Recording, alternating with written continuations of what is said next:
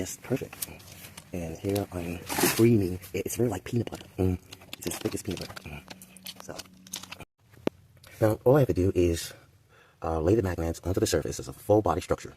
And since I'm doing the pants first, once I add all the magnets, it should stand vertically up in the air, like a statue. And then I could mark the area. See how I'm curing certain parts so the magnets blend in together. Then I'm going to sand it down with a grinder. Then I'm going to continue the permanent magnets all the way on both feet and the pants. And this is actually, it's used for fishing. It's a waterproof material.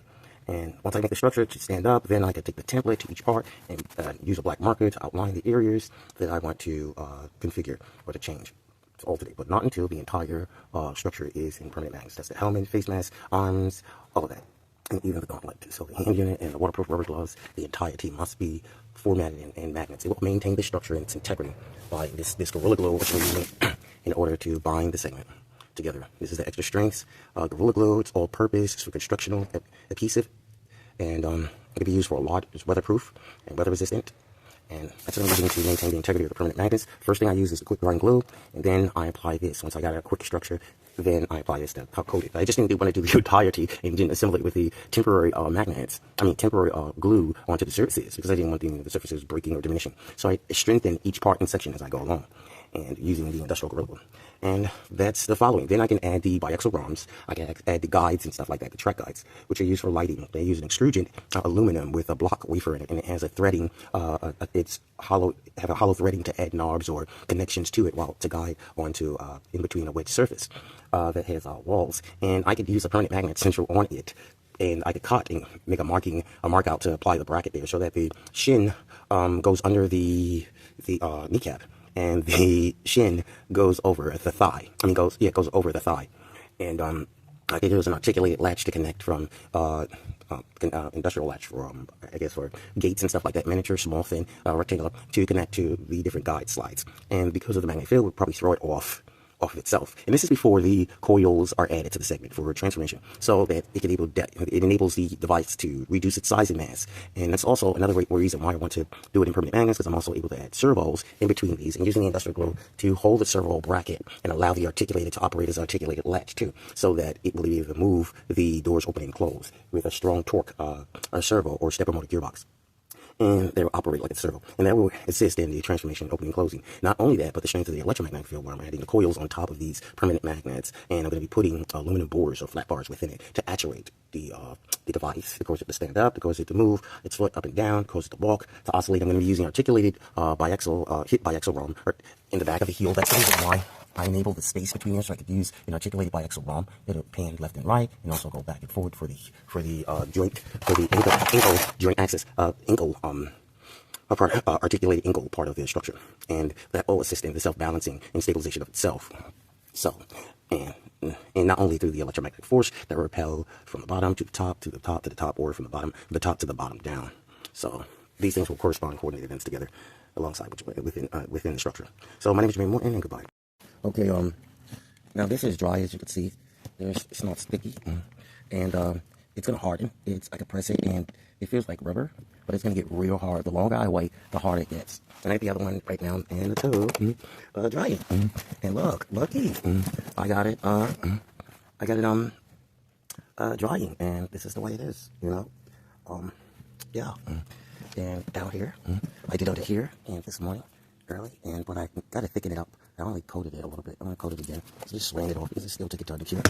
And this is the permanent magnet. And I get to cut alongside the edges. I get to cut alongside the edges here to get rid of this lip right here. See this lip sticking out where my thumb is under? I get to get rid of that lip. They cut all the way in there with the grinder and smooth it out. So we need to get a little bit stronger and smooth out the edges, smooth out the front. So it looks like it's sort of an octagon shape for the front door, like an octagon shape for the front door. Nice and neat. Yeah, doggy. And then I got to do the rest. I got a long way to go, all the way up to the top, and both sides of this unit. So yeah, I like it. And the next part is, I guess the next part is the film, the foil, the blocker, and then other portions. So I'm just happy with it so far. I don't want to go into it, but yeah, and I'm just gonna go right down and smooth it for sure.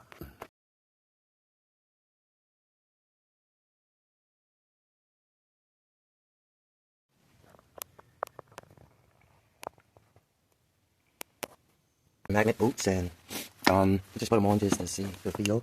They're kind of heavy. They're very heavy. Getting in and out of them, they're very heavy, so they're not a problem. Just shake it off and off my foot, and that's the internal. It's rubber, and they're pretty magnets. I still have to put the coils on here and stuff like that, and they're real heavy. And I got it in a resin epoxy. I know only use the bottom for that, and use the rubber for the top to hold the top structure. And the coils, I have to grind it down, then I gotta put the coils on here. That's how I shape it like a real boot or a sneaker.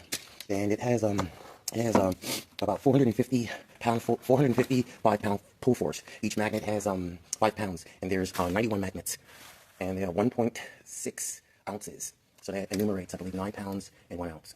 So each pound is 9 pounds and 1 ounce, and that's not including the rubber boot. The rubber. So boot. This is a 9-pound boot, and this is vertical. So yeah.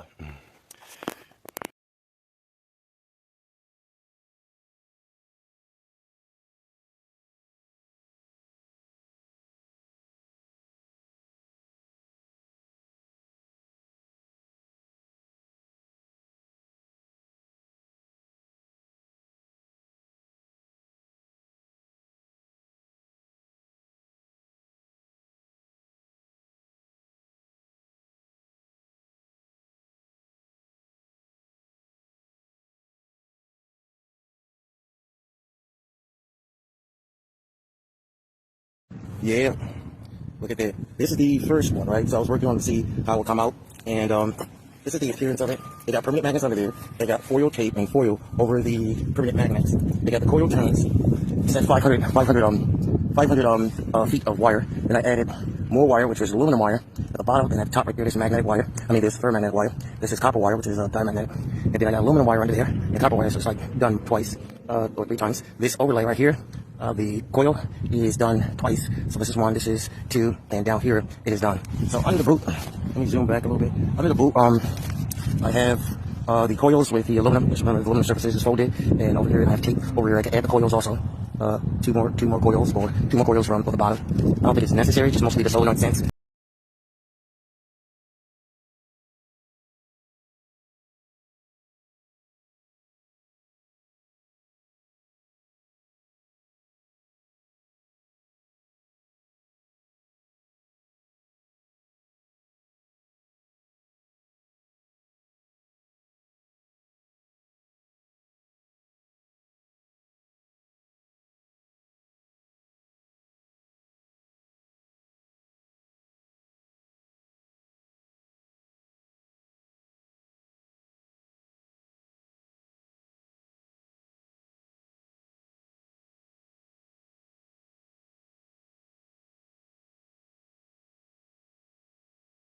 Okay, so the full body structure should be permanent magnets, and the bottom is using an expanding stretchable material fabric that is mixture with polyester. It does not break easily, and the magnets are glued onto the surfaces. And that's the first layer. See, the magnets can move according to the deformation of a person's body in segments. They could bend and shape according to its segments while in a chain linked together on one side.